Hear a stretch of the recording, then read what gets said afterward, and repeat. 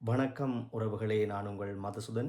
இந்த பதிவுகளால் என்ன விஷயத்தை பற்றி பார்க்க போகிறோம்டா, அண்மைய காலங்களில் அமெரிக்காவில் இனி இல்லையென்று உடையாத சக்திகளாக இணைந்திருந்த எலான் மஸ்க் அவர்களும் அமெரிக்க அதிபர் டொனால்ட் ட்ரம்ப் அவர்களுக்கும் இடையில் மிக குறுகிய காலத்துக்குள்ளேயே டிவோர்ஸ் வந்துவிட்டது.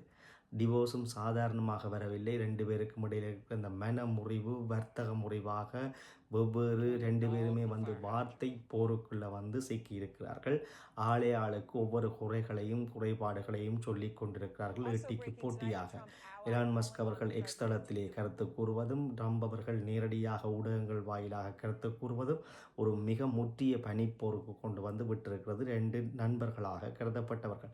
வெள்ளை மாளிகையிலே அமெரிக்க அதிபருக்கு நிகராக குடும்பத்தோடு உலாவி வந்தவர், ஊடலாடி வந்தவர் தான் இந்த எலான் மஸ்க் அவர்கள். அமெரிக்காவின் ட்ரம்பினுடைய முடிவுகளிலே தீர்க்கமான ஒரு செல்வாக்கை செலுத்தி வந்தவர் தான் இந்த எலான் மஸ்க் அவர்கள்.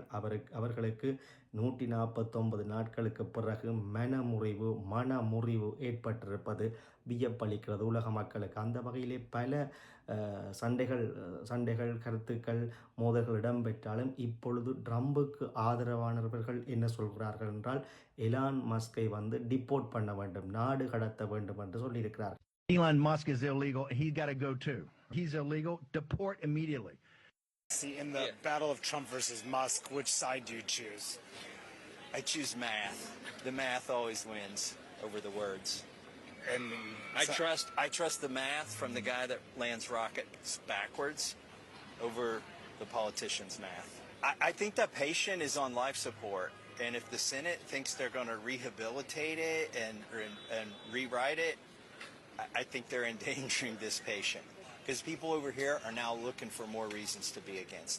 ஏனென்றால் எலான் மஸ்க் அவர்கள் தென்னாப்பிரிக்காவிலே பிறந்து கனடாவிலே குடியேறி கனடாவிலே வாழ்ந்து பின்னர் அமெரிக்காவுக்கு குடியேறி தொழிலதிபராக வந்தவர். ஆகவே அவருடைய பூர்வீகம் என்பது அமெரிக்கா அல்ல. அவர் அமெரிக்காவினுடைய சிட்டிசனை வைத்திருந்தாலும் அவர் அமெரிக்காவுக்குரிய குடிமகன் அல்ல. ஆகவே இவ்வாறு எங்களுடைய ஜனாதிபதி மீது கருத்து மோதலை வைத்திருப்பவர், விமர்சிப்பவரை நாங்கள் நாடு கடத்த வேண்டும் என்று அவருடைய ட்ரம்பினுடைய ஆதரவாளர்களும் சில பொதுமக்களும் கருத்துரைத்திருக்கிறார்கள்.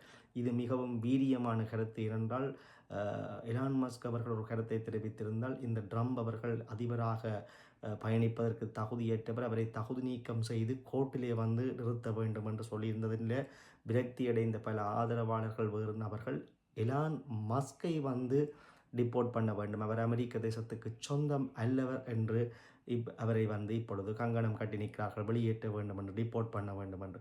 பாருங்கள், அமெரிக்காவிலே ஒரு மிகப்பெரிய தொழிலதிபர், சொல்லக்கூடிய ஒருவர், உலகத்திலே முதல் வரிசை பணக்காரர், அவரை கூட டிப்போர்ட் பண்ண வேண்டும் என்று சில குடிமக்கள் சொல்கின்ற அளவிற்கு நிற்கின்றது உலகம். ஆகவே பொறுத்திருந்து பார்ப்போம். இன்னும் சுவாரஸ்யமான விடயங்கள் அமெரிக்காவில் என்ன நடக்க இருக்கின்றன இது என்று மிகவும் உன்னிப்பாக அவதானித்து கொண்டிருப்போம். மீண்டும் இன்னும் ஒரு நல்ல விடயத்திலூடாக சந்திப்போம். நன்றி, வணக்கம்.